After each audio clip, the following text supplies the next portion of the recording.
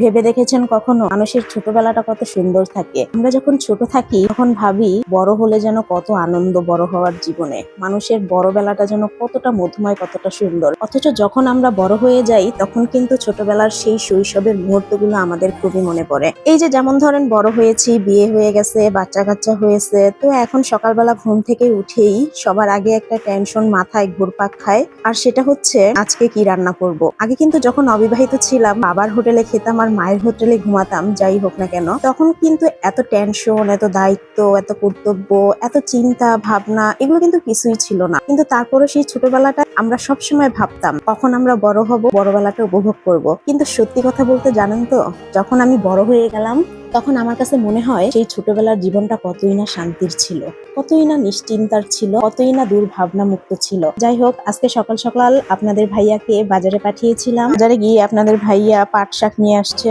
সাথে ছিল লুব্বা এবং সাথে ছিল আইল মাছ।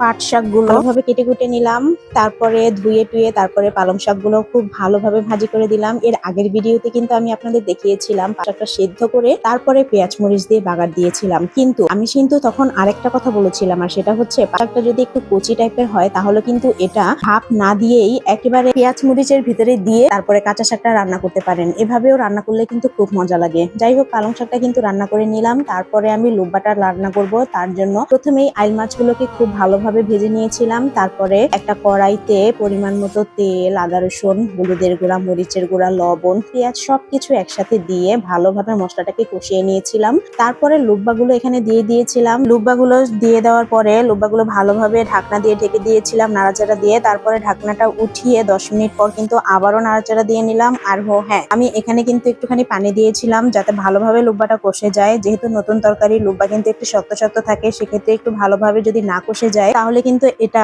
রান্না হওয়ার পরেও শক্ত শক্ত থাকে, তখন কিন্তু এটা খেতে তেমন কি অতটা মজা লাগে না। আর তাই লুব্বাটা যাতে কষানোর সময়ে একটা ভালোভাবে সিদ্ধ হয়ে যায় তার জন্য কিন্তু আমি 3-4 বার এটাকে ঢাকনা দিয়ে ঢেকে দিয়ে তারপরে চুলার আঁচটা একটু কমিয়ে ভালোভাবে এটাকে সিদ্ধ করে নিয়েছি। আর এভাবে নাড়াচাড়া দিতে দিতে এক পর্যায়ে কিন্তু দেখেন লুব্বাটা একেবারে সুন্দরভাবে সেদ্ধ হয়ে গেছে, এবং সেদ্ধ হয়ে যাওয়ার পরে আমি এখানে কিন্তু আরো একবার নাড়াচাড়া দিয়ে, তো যখন ভালোভাবে কষানো হয়ে গেল তখন কিন্তু আমি এখানে ঝোলের জন্য পরিমাণ মতো পানি দিয়ে দিলাম। তারপরে কিন্তু দেখেন পানিটা যখন টকবগিয়ে ফুটছিল তখন ঝোলটা কিন্তু একটুখানি টেনে এসেছিল, তখন কিন্তু আমি এখানে আইল মাছগুলো যেগুলো ভেজে রেখেছিলাম সেগুলো এখানে দিয়ে দিলাম। আইল মাছগুলো দেওয়ার পরে কিন্তু আমি এখানে পরিমাণ মতো ধনিয়া পাতা দিয়ে দিয়েছিলাম। পরিমাণ মতো ধনিয়া পাতা দেওয়ার পরে কিন্তু একটু সামান্য পরিমাণ লবণও দিয়ে দিয়েছিলাম। কারণ তো কথা বলতে বলতে ভিডিওর একেবারে শেষ পর্যায়ে চলে এসেছি। আমার আজকের রান্নাটি আপনাদের কেমন লেগেছে অবশ্যই কিন্তু কমেন্ট করে জানাবেন। চলে আসবো নতুন কোনো সময় নতুন কোনো ভিডিও নিয়ে। সেই পর্যন্ত সবাই ভালো থাকুন। আল্লাহ হাফেজ।